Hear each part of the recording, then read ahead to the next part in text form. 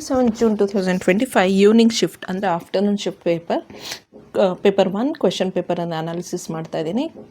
ಈಗ question number 1 to 5 data analysis ಇಂಟರ್ಪ್ರಿಟೇಷನಿಂದ question ಕೇಳಿದ್ದಾರೆ. ಸೊ ಇಲ್ಲಿ ನಾವು ಅಬ್ಸರ್ವ್ ಮಾಡಬೇಕು, ಅವರೊಂದು ಟೇಬಲ್ ಕೊಟ್ಟಿದ್ದಾರೆ. ಆ ಟೇಬಲಲ್ಲಿ ಶಾಪ್ಸ್ ಕೊಟ್ಟಿದ್ದಾರೆ ABCD. Okay, so ABCD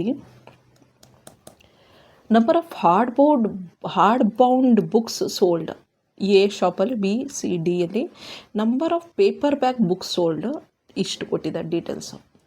so ಈಗ ನಾವಿಲ್ಲಿ ಅಬ್ಸರ್ವ್ ಮಾಡಿದ್ರೆ ಎರಡು ಸೇರಿಸಿ A+2 ಇದೆರಡು ಸೇರಿಸಿ 5,500 3,900 ಪ್ಲಸ್ 5,200 ಸೇರಿಸಿ 9,100 4,400 ಪ್ಲಸ್ 5,500 9,900 5,500 ಪ್ಲಸ್ 6,600 ಇಸ್ 12,100. ಸೊ ಇದೆಲ್ಲ ನಮಗೆ ಟೋಟಲ್ ಗೊತ್ತಿದೆ. ಈಗ ಹೈಯೆಸ್ಟ್ ಯಾವ ಶಾಪಲ್ಲಿದೆ ಅನ್ನೋದು ನೋಡಿ, 12,000. ಇಲ್ಲಿ lowest shop A. Okay, so ಈಗ ನಾವು ಕ್ವೆಶನ್ ನಂಬರ್ 1ಗೆ ಹೋಗೋಣ. Number of total books hard bound and paperback together sold by highest selling shop is what percentage ಅಂತೆ ಲೋಯೆಸ್ಟ್ ಸೆಲ್ಲಿಂಗ್ ಶಾಪ್. ನೋಡಿ ಇಲ್ಲಿ ನಾವು ಟೋಟಲ್ ಮಾಡ್ಕೊಂಡ್ವಿ. ಈಗ ಹೈಯೆಸ್ಟ್ ಸೆಲ್ಲಿಂಗ್ ಶಾಪ್ ಯಾವುದು? ಡಿ, 12,100. ಲೋಯೆಸ್ಟ್ ಯಾವುದು? A, 5,500. Difference between this two ಎಷ್ಟು? 6,600. ಈಗ ಈ 6,600 ಡಿಫ್ರೆನ್ಸನ್ನು ನಾವು ಅಬ್ಸರ್ವ್ ಮಾಡಿದ್ರೆ, ಈ 6,600 5,500 ಕಂಪೇರ್ ಮಾಡಿದ್ರೆ ಎಷ್ಟು ಪರ್ಸೆಂಟೇಜ್ ಜಾಸ್ತಿ ಇದೆ ಅಂತ. ಓಕೆ, 120% ಅಷ್ಟಿದೆ ಇದು. So answer is 120%. Next question number 2. Number of hardbound books sold by shop A is approximately what percentage less than the number of paperback books sold by shop C. Shop ಎನಲ್ಲಿ hardbound books shop ಎನಲ್ಲಿ ಎಷ್ಟಿದೆ? 3,500. Shop ಸಿನಲ್ಲಿ paper bags 5,500. Okay, question number 2 ತಾನೇ ಇದೆ. Okay, so ಇಲ್ಲಿ ಅವನೇನು ಕೇಳಿದ್ದೆ? Number of hardbound books sold by shop A hard ಬೌಂಡು, ಆಮೇಲೆ ಇಲ್ಲಿ ಸಿ ಪೇಪರ್ ಬ್ಯಾಕ್. ಸೊ ಈಗ ಹಾರ್ಡ್ ಬೌಂಡ್ ಎಷ್ಟು? 3,500. ಪೇಪರ್ ಬ್ಯಾಕ್ ಎಷ್ಟು? 5,500. ಡಿಫ್ರೆನ್ಸ್ ಎಷ್ಟು? 2,000. ಸೊ ಇಲ್ಲಿ ಪರ್ಸೆಂಟೇಜ್ ಎಷ್ಟು ಅಂತ ಕೇಳಿದ್ದಾನೆ. ಎಷ್ಟು ಪರ್ಸೆಂಟೇಜ್ ಅಷ್ಟು ಕಡಿಮೆ ಇದೆ ಅಂತ. So 2,000 divided by 5,500 into 100 is 36.36%. 36% ಅಂತ ತಗೊಳ್ಬೋದು. Next question number 3. What is the ratio between total number of hardbound books sold by shop C and D together and number of paperbacks sold by shop D only. So ಈಗ ನಾವೇನು ಮಾಡಬೇಕು? First total of C and D hardbound ಅಂತ ಬರ್ಕೊಳ್ಬೇಕು.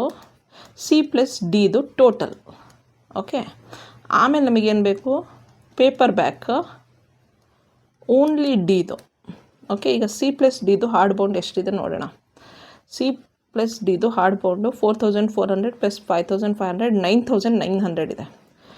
9,900 paperback ಡಿದು 6,600 ಕೇಳಿರೋದೇನು? What is the ratio ಎಷ್ಟು ಅಂತ.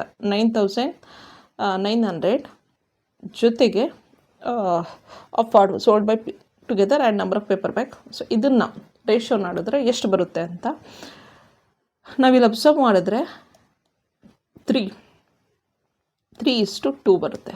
3ಇಂದ divide ಮಾಡಿದ್ರೆ 3:2 ಬರುತ್ತೆ. Next question number 4. What is the ratio between total sale by shop A and C together to the total sale by shop B and D. A plus C total A plus C ಇಷ್ಟು B plus D ಕೇಳಿದ್ದಾರೆ. A plus C B plus D. A plus C 5,500 plus 9,900. 5,500 plus 9,900 is 5,500 plus 9,900 is 15,400. ಆಮೇಲೆ 5,000 ಇದು 9,100 plus 12,100 is 21,200. ಈಗ ನಮಗೆ 15,400 and 21,200 ನಮಗೆ ಗೊತ್ತಿದೆ. ಎಷ್ಟು? 15,400 21,200. ಈಗ ಇದರ ರೇಷಿಯೋ ಎಷ್ಟು? 0 0 ಕ್ಯಾನ್ಸಲ್ ಮಾಡಿದ್ರೆ 154:212. ಅದನ್ನು 2 ಇಂದನೇ ಡಿವೈಡ್ ಮಾಡಿದ್ರೆ 2 2 15